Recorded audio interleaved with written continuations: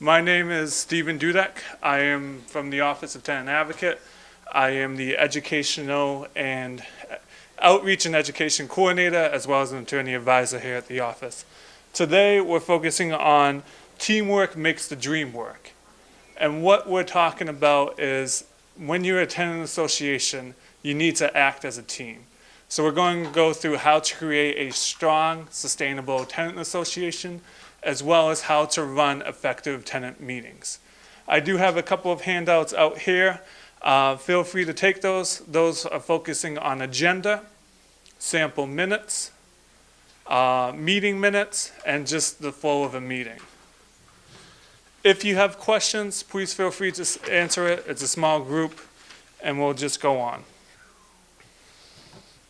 So the goals of this workshop, as I mentioned, is learn how to run a tenant association effectively, learn how to run effective tenant association team meetings, learn the importance of teamwork. Also, I want to give thanks and appreciation to Housing Counseling Services. They helped me with this presentation and provided some of the handouts. And again, we're just working on becoming a stronger team, a team that has effective communication. So can anyone tell me what is a tenant association? What is a tenant association? My understanding of a tenants association is a group of people who are tenants of a particular building, and they come together for their mutual aid and betterment, hopefully. Though that need not be the situation. You can also have dominant people whose values are to suppress tenants' action. Okay. Yes, that's very good. And so the key things from what's your name, sir? I'm Justin Swain. Justin, from Mr. Swain, that he said, the biggest thing is in DC, you have a right to organize a tenant association. Under 42-3505.06 gives you the authorization to organize as a tenant association. Therefore, that means the landlord cannot hinder any of your attempt to organize. So he can't tell you can't put up flyers, he can't tell you can't meet, he can't lock the community room to say no meetings in there. If he does any of that, please contact the Office of Tenant Advocate and we'll advise you how to resolve that issue. Because as here, tenants in the district, you have the right to organize. Now, tenants create these associations for a couple of reasons. One, their building is in the TOPA process. They're interested in purchasing the building, so they create a tenant association that way. The other thing is there is issues in the apartment building that they want to address. It has been addressed by management, so they're organizing, having one unified body, have an identified person speak and negotiate with management. And so that is the equivalent of the reasons why a tenant association is created, as well as it's a great way to protect tenants' rights in affordable housing in the district.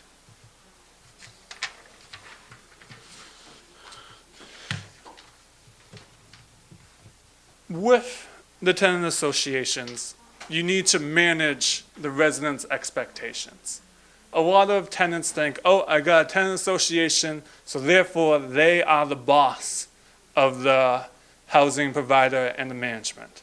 That does happen, and we have to advise them, no. I know we're all smiling because we know that's true, okay? Also, tenant associations get derailed because either one person wants to create a tenant association or there's a small niche that wants to create it. But they don't listen or hear the other tenants' reasonings or complaints or issues with the building. They have their own agenda. We have to inform them that, no, you represent the entire residency body of that property. Third thing, they are not automatically created. I'm not going to lie to you and say, oh yeah, tenant associations, quick and easy, you're good, you're good. You go, you file a couple of documents and you're good. No, it's a lot of work. People have to work hard on it, and if you're working a full-time job, it's probably another job on top of that. And so I want to be realistic that you will have to work hard to maintain, to create and maintain your tenant association. And the last thing is membership. Membership isn't always granted, you have to check the bylaws. Also, with the bylaws, you can create and clearly identify the process of how you can become a member. A lot of people mistake that and think, oh, I live in this building has a tenant association, I'm automatically part of the tenant association. That is not true. You have to sign up membership. Some tenant associations require dues to be paid, so they have to be familiar with what the tenant association is requesting. Any questions so far? Yes, sir. I live in a building where when we exercise our total rights, Mm-hmm. we were partnered up with a third-party nonprofit, and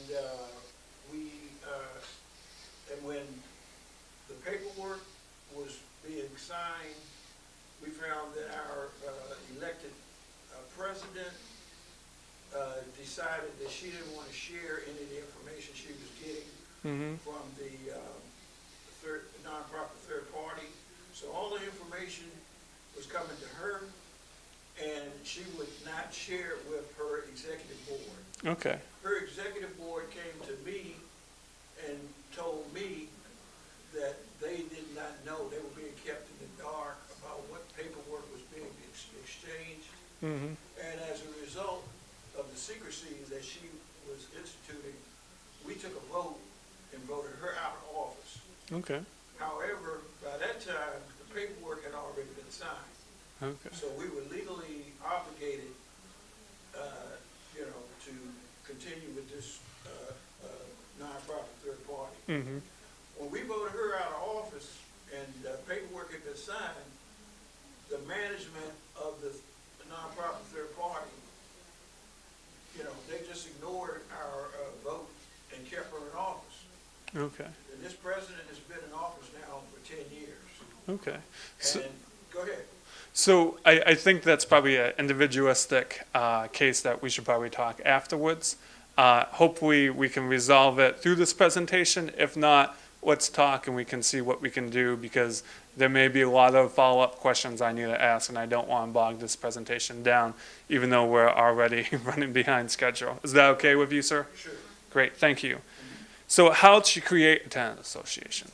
The first thing you want to do is gauge the interest of the tenant association, or if there is an interest to create one. Because what you don't want to do is say, I'm going to create a tenant association, have a meeting, and then no one shows up. Because you're going to need the community to keep this tenant association sustainable. You're going to be engaged. Have conversations with your neighbor. Have a social event just to gauge the interest. Put some feelers out there. Send a survey.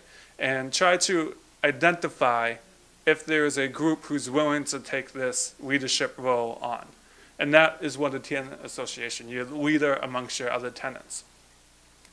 If you gauge interest, you find there's interest, you got everyone together, the next question to answer is, do we decide to incorporate versus non-incorporate? Now there's a following session after us that's all in the bylaws, which will go more into detail about the process of filing for a tenant association and what you should have in your bylaws, but I just want to give you a brief description on just the process.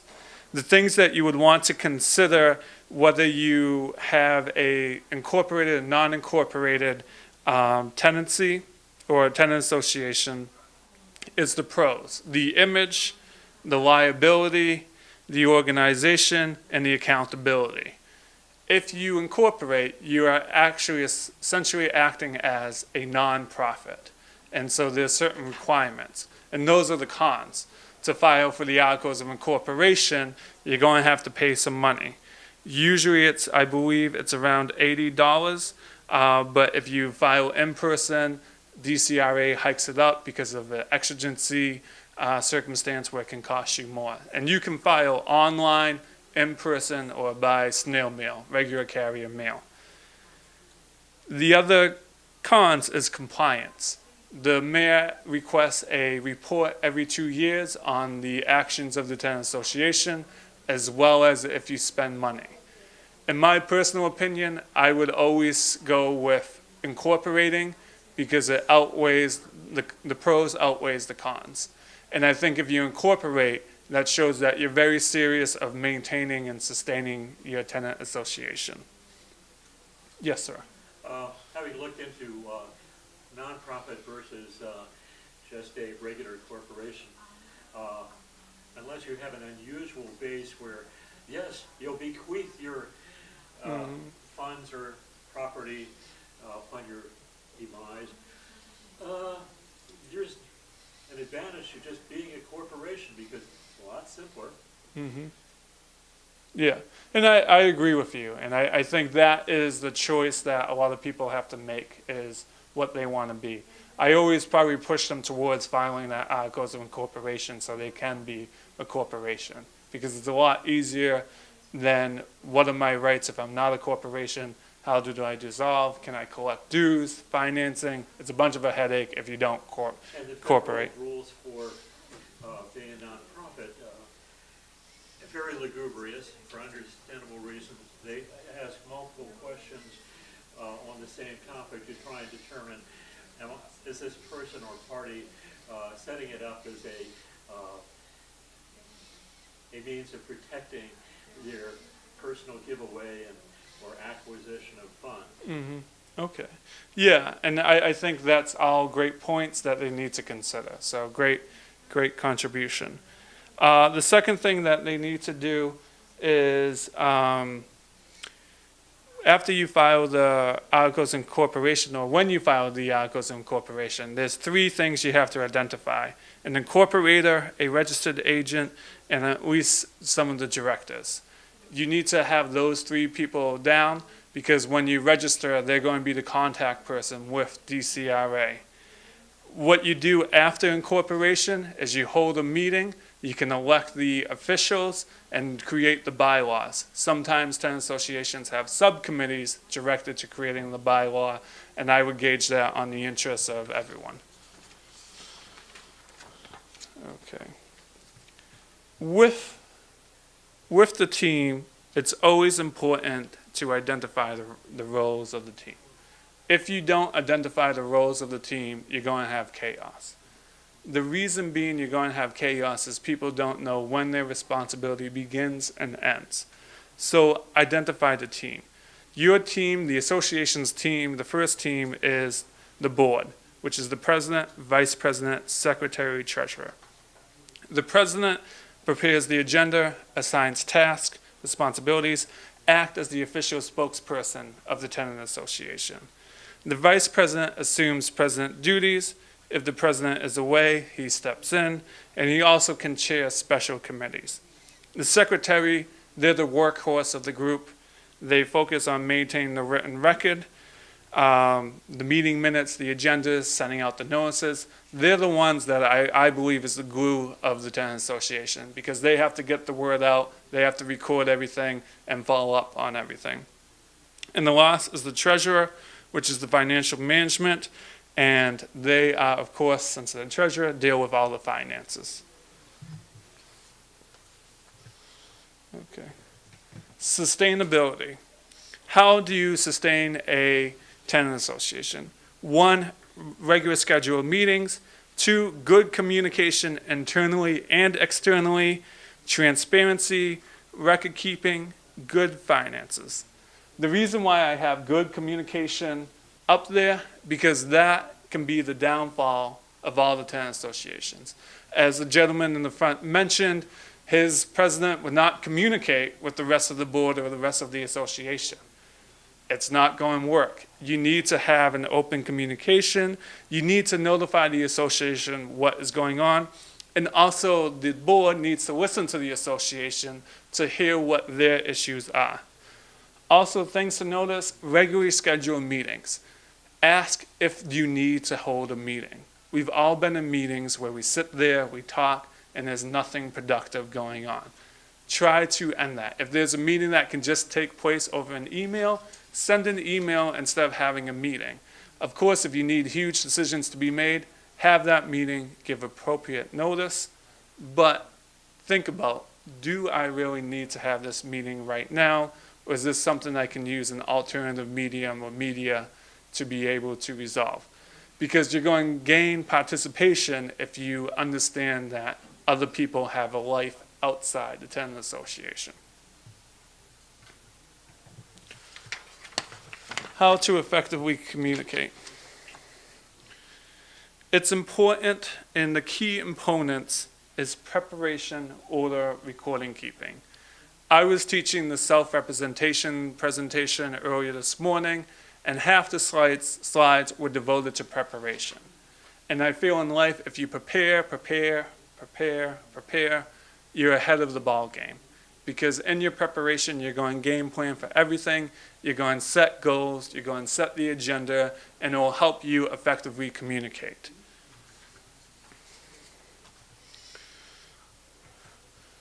With the preparation, order, and record keeping, preparation starts way before the meeting. You want to set the agenda. You want to reserve the meeting space. Because if you don't have a space, or if you have a tiny space and so many people show up and be uncomfortable, they're going to focus on their misery than what you're talking about. You want to use that agenda to set goals. And of course, by preparation and giving time by preparing the agenda, that will give the secretary the time to be able to notify everyone about the event. Because what sucks and it stinks is if you do all this preparation and only one person shows up out of a 50-member tenant association. You want to make sure that your hard work is rewarded by attendance.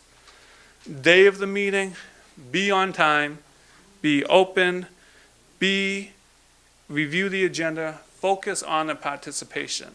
There's times in my office where we can't help the tenant, but we help the tenant just by listening to what their issue is. And we inform them that, sorry, we can't help you, but in my opinion, I feel that the tenant still feels that they came away with something because they knew that someone spent 15, 20 minutes just for the opportunity to be heard. Now, with tenant associations, we have people who love the microphone, who want to talk for hours, give all their complaints. I'm not saying give them the mic and just let them ramble on forever. I'm saying allow them to speak, but also be reasonable of everyone else's time. Be sure that you're able to hear everyone. Again, with preparation, remember that the games are won when you practice or prepare. I use a classic example. I'm a big Boston sports fan. Super Bowl with the Seahawks and the Patriots. When Malcolm Butler intercepted that football, the Patriots rehearsed that play in practice on how they were going to defend it. And so when that happened, to the enjoyment of New England and the dismay of everyone in the United States, they won the championship because they practiced that. And with preparation, you'll be able to practice your agenda. You'll be able to feel cool, calm, and collective when you're speaking to a big group. Order, follow the agenda. If someone is rambling on, politely ask them to wrap it up. If they don't wrap it up, address that in the bylaws. Address it with them, saying we want your participation, but we need you to work with us, not against us.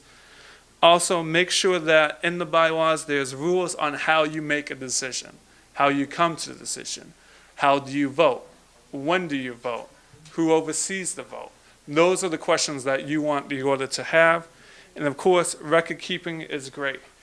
Record keeping is everything important. One, for follow-up, it's great because if you keep great meeting minutes, you can say on December 12th, 1995, you said you were going to create a committee. Where's that committee? What's the follow-through? If you keep it in writing, you send the meeting minutes after the meeting, you're following up and you're holding that person accountable. And I think if you hold people accountable, you're going to get great follow-through. And I apologize for looking at my phone. Just my wife is expecting our first child. She's at the hospital right now, so I'm just trying to make sure I don't have to leave you guys hanging. So, thank you. And the last thing I want to mention in regards to decisions and orders is the 3 Ds. Discuss, decide, and divide. Discuss, of course, discuss the issue. Decide, have a vote. Divide. Divide up the work. Not everyone can do all the work. We all think we can, but we can't. We have to lean on everyone. For example, I helped plan for the tenant summit, but I couldn't do it without the rest of my colleagues because they were putting on their own presentations. They have valuable input for me to look at.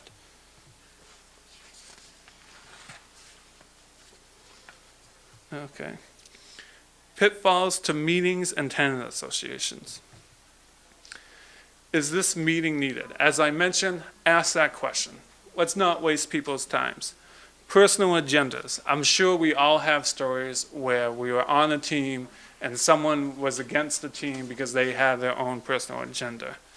What I want to make sure is that you can have a self-interest in it because the self-interest will help. But your agenda should not be, or self-interest should not be above what the team wants. Because if that's the case, then you're going to be butting heads with the tenant association and conflict will arise. Lack of communication. We all know that miscommunication is the crux of a lot of issues with relationships. If we don't communicate, we're not going to be able to understand each other's viewpoints. And that will lead into one's perception. If you have miscommunication and you feel that you're wronged, you're going to view reality as anything to fit your perception. And I love this quote, perception is 9/10 of the reality.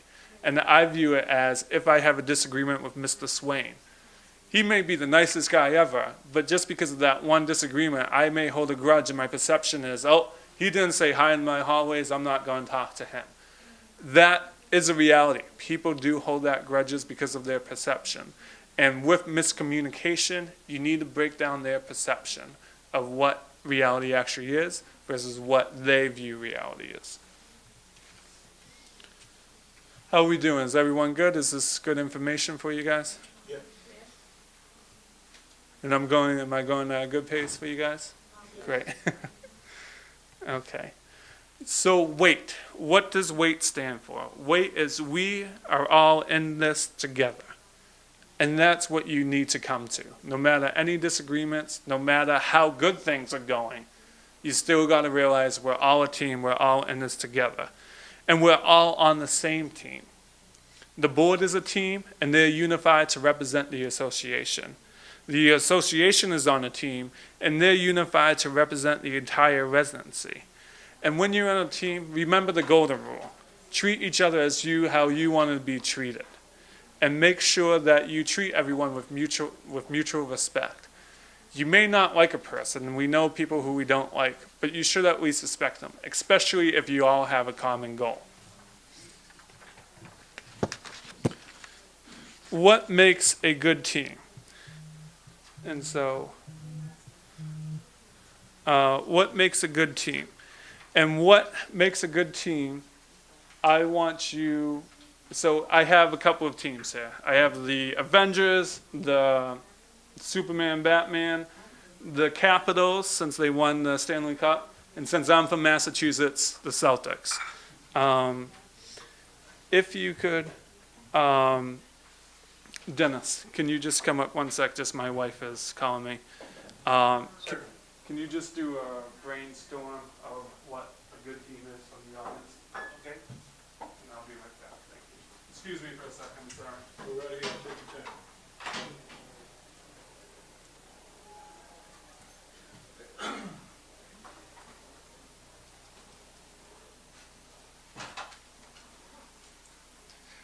Good afternoon. My name is Dennis Taylor, and I am the relief speaker today. And I believe that the concept we're doing right now is exploring what is a team. We've got these examples, but I'll just start with the person right here because he's nice and convenient. Mr. Swain, what makes a good team? A team is basically a group of people who come together with a common goal. It helps if there's diversity within the skill sets, but doesn't have to be too specialized. No. People kind of share the what goes in the responsibility of the different roles, so that they can see that, oh, okay, I've walked in that space at least a little bit, and I may not agree with the other party, at least I appreciate where they're at. Thank you. Good job. So we're good. She's heading home for now, so, but we may have a new baby next week, so. Thank you, Dennis, for doing that. False labor? What? Was it false labor? Issues, complications, so. So what did you discuss? What were some characteristics that you said, Mrs. Swain? Basically, unified goal. Mm-hmm. Okay, unified goal. What else would you identify would make a good team? Diversity Okay, and respect for other members of the team, so that not Okay. everybody's great shooter on the basketball team, but may have other functions that are invaluable. yeah. How about you guys over there? Any characteristics that would make a great team? Good listeners. Good listeners, yep. Share responsibility. Share responsibilities, great. You, ma'am, in the back, or are you good? Everybody should be on the same page. Mm-hmm. And how about you, sir? Oh. Any good characteristics of making? Talking to me? Yes, sir. Okay, so, let's see, well, you know, everything people have said is good. Mm-hmm. I'll tell you, I would, and I'm gonna go back to what I've seen in my building. People who don't know how to do things, won't admit that they don't know how to do things, Mm-hmm. and they won't search for help to learn the skill sets to do them right or do them correctly. Mm-hmm. So you have to be honest, if you assume a leadership position, of what you can and you cannot do, Okay. and share that, and then go about getting the necessary training or education to acquire those skill sets, like how to conduct a meeting, how to Excellent. take notes, Yep. how to account for money. Mhm. Those are things that, unless you know, been educated in an environment and you are come with those skills, you need to let people know, I don't know how to keep account, be an accountant for money. Definitely. And I agree with all your assessments. And I think every characteristic that you guys gave can be found in any of these pitches. I think open communication, I'm going to use my Celtics. Hopefully they win the championship this year. But as you can see, they're all communicating. When you're on a team, you need to communicate. You need to know who is where. Mr. Swain made a great point, is someone may have strengths where another one may have a weakness, and vice versa, they may be able to utilize those weaknesses and strengths. And identifying roles, as I mentioned in the beginning, is that importance, because you can identify where your strengths are to benefit the team, and also work on your weaknesses to also benefit the team. A ma'am said good listening. If you don't listen, that again goes through effective communication. If you notice, all these are on the team. They're either doing plays or saving the world from super villains. They all need to be on the same page. They need to listen from each other. What do you see on the court? What do you see on the ice? What do you see on a different universe that may be able to help them? And so by taking those things, those characteristics, try to have that. Try to build up a report with your tenant association. There's no harm of doing icebreakers with your tenant association to get to know each person. And I would recommend at the initial meeting, do that, because you're not going to be able to build a relationship if you don't know who's sitting next to you. But also know it takes time. I'll be honest, I moved down here 2 years. I started working with the Office of Tenant Advocate, knew nothing about DC law, but I worked at it. I built a good rapport with Dennis. I built a good rapport with my colleagues, and they know who I am. They know they can trust me. They know they can get a kick out of me if they want me to use any word that has the letter R or say wicked, but they know what they can expect, and it takes time, and it's doing that. But they wouldn't know that if I didn't communicate correctly in my meetings or talk to them individually. And also, if they didn't feel I was listening to their needs as well. And so it goes both ways. Be able to communicate effectively, but also be able to listen effectively as well. And so we're doing good for time. Strong teams overcome conflict. And that's what I really want to focus on for the next couple of minutes. It's okay to have conflict. You are going to have conflict. You're going to have difference of opinions. But if you don't communicate and you don't understand where each person is coming from, then that conflict will be the destruction of your tenant association. Because then your agendas and your perceptions are going to increase. With conflict, and a lot of times your tenant association is being arisen out of conflict. Because again, it's TOPA, or if there's issues in your building. And if there's issues in your building, you need to understand your tenant association as well as the other side's arguments or perception. And that's the thing, is you need to understand the property manager, the housing manager's sides and motives. There's 3 motives that you should probably focus on. One is that the housing provider has an obligation to you. Also, the housing provider may have a property management company, one, to have a barrier between you and him, but also to make sure that management company upholds his responsibilities. The second thing is they're there to serve the residents.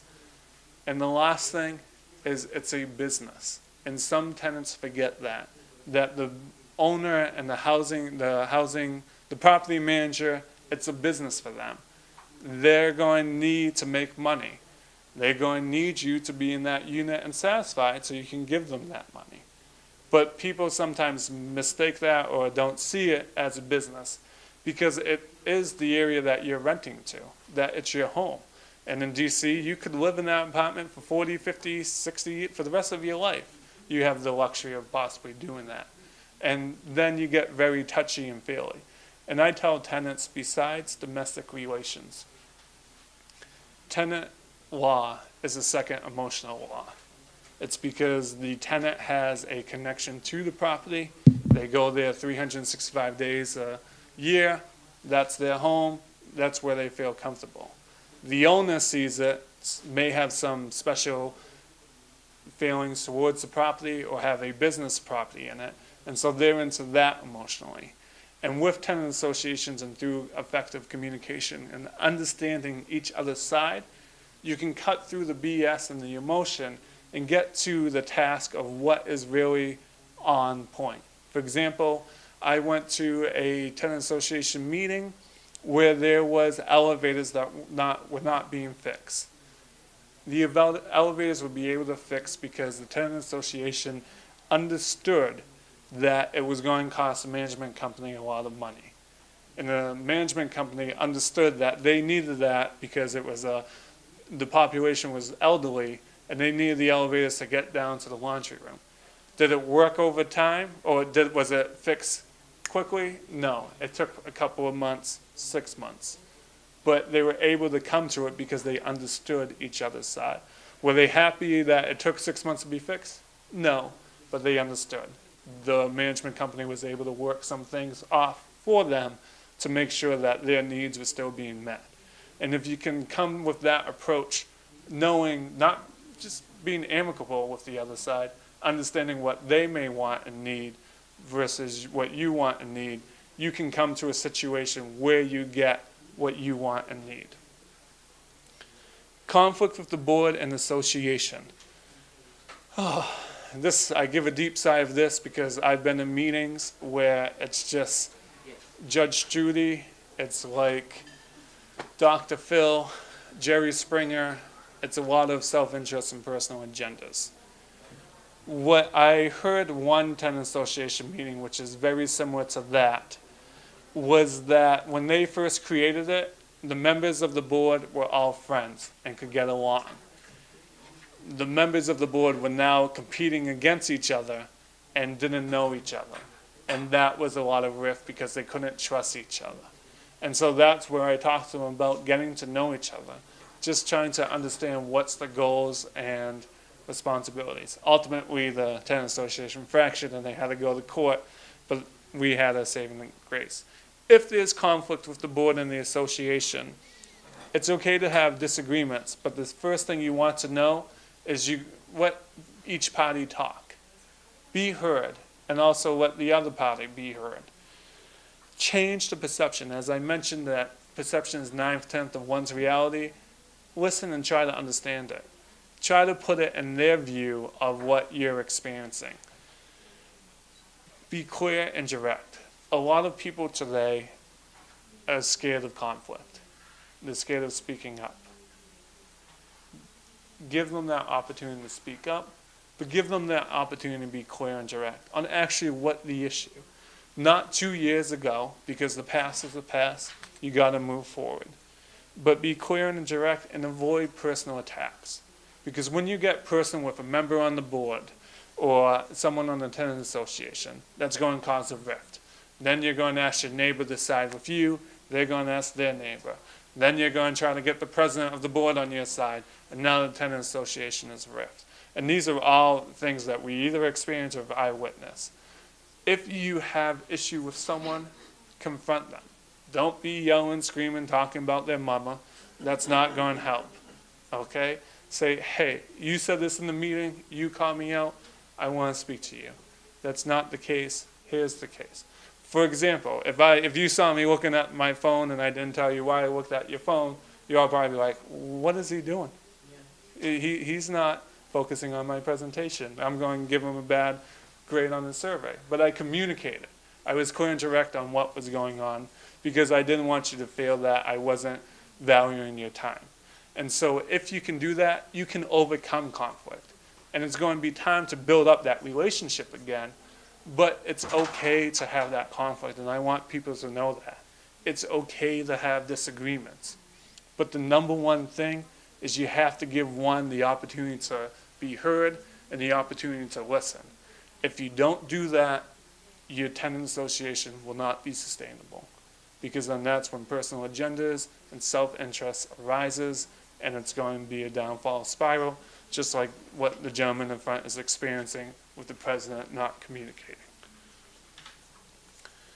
And the last thing, of course, is remember, wait, we're all in it together.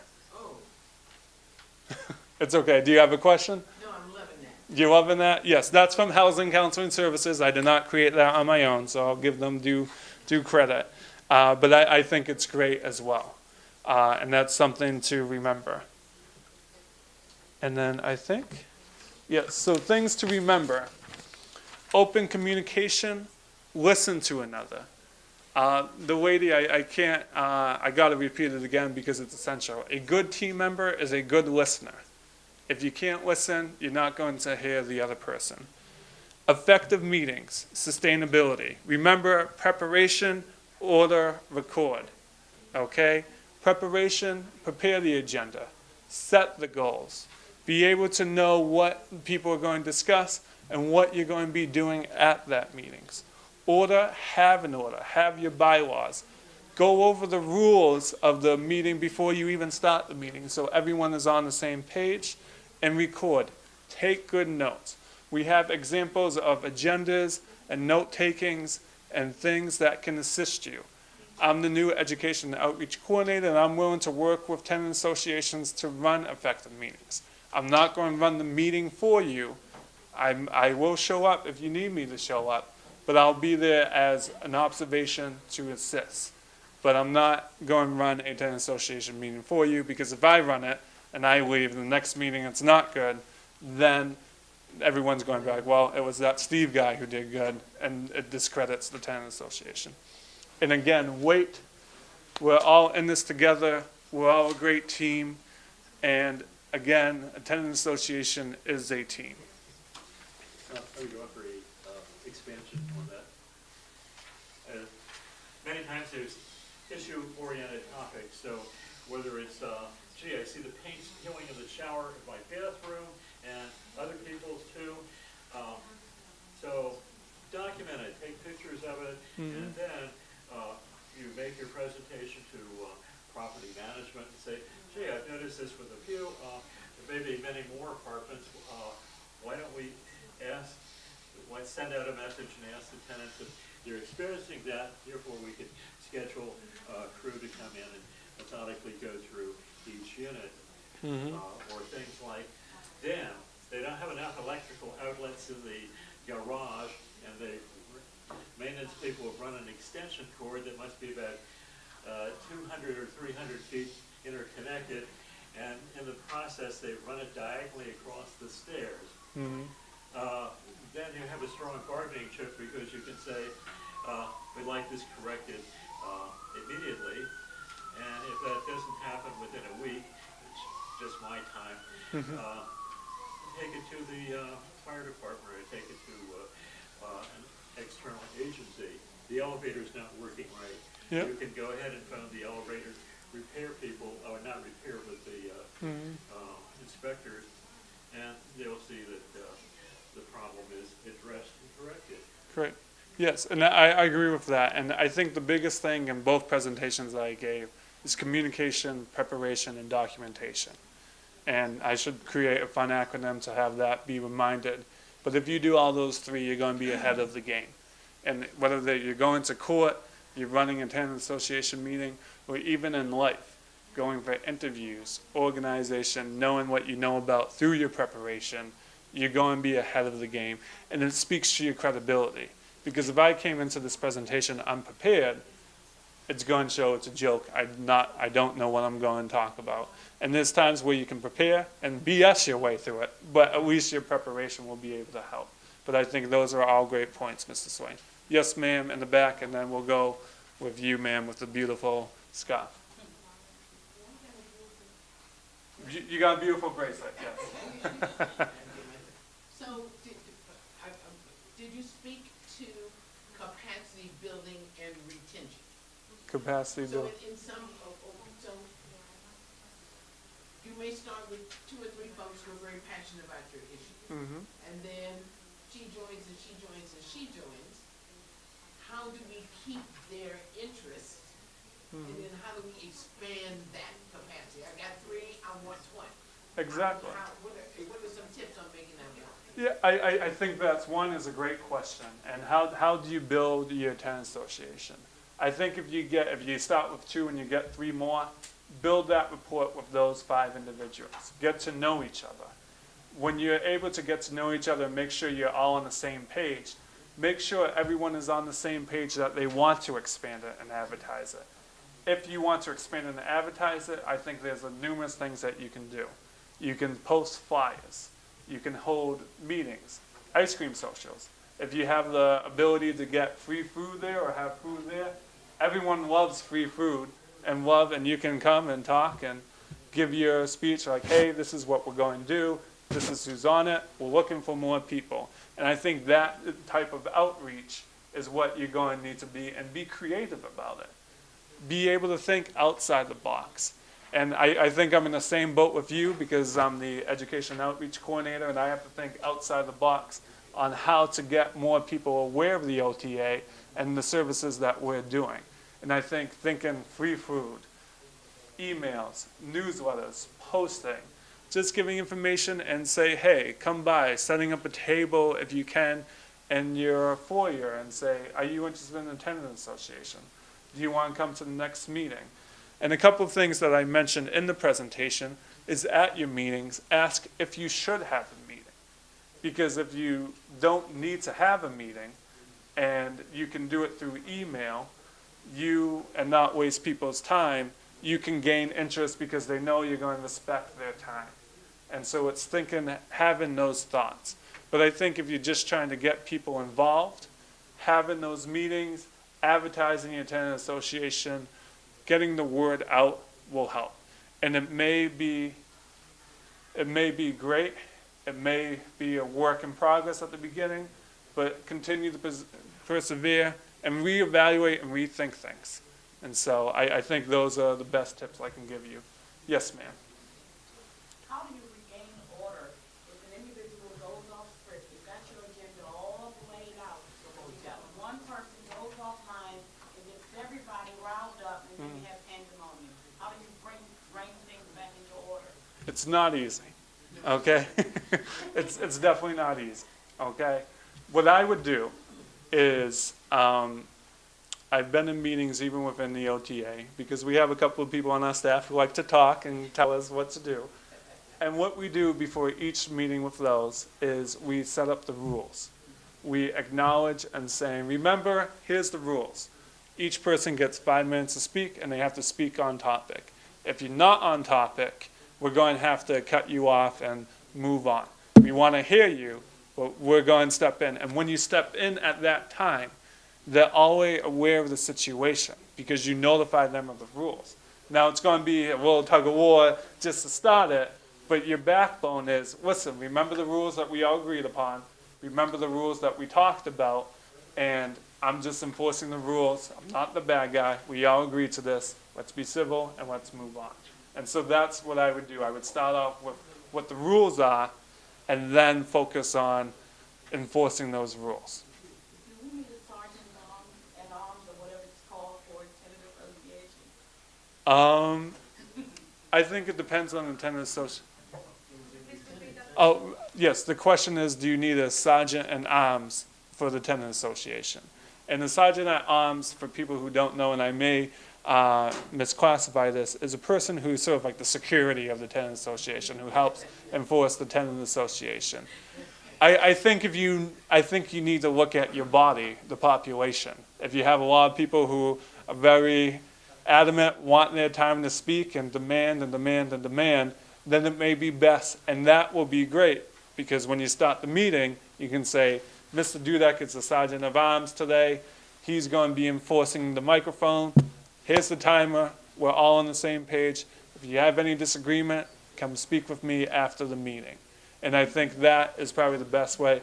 It may not work, but I think we'll try. Yes, ma'am. And we just got 2 minutes left because I want you guys to get the cookies and the ice cream, but also we have another presentation coming in.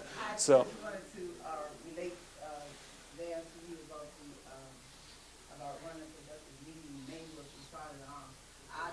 Just a little idea of what I do. I make my ground rules, and I have it in bold writing, how to respect one another, opinions, this and that. I have it in bold writing, so when they get to that point and my meeting get out of order, I do the introduction of what you just said, and that is, I point out, I introduce my whole board. Yeah. I have it started on from this side of the room, I introduce that person, I have one on this side of the room, and I have two let them know. If you have side conversations, one of my board members will step to you and ask you to cease your side conversation. So I do all that in the beginning of my meeting, name with the ground rules, and when they do that, I just do this, and like you said, just interrupt to say, remember our ground rules, and they will shut it, mine will. Yes. They will shut it down. And it'll get used, you have to get used to interrupt them. And we do this with professionals as well, so we understand that. So unfortunately, we're out of time. We do have surveys.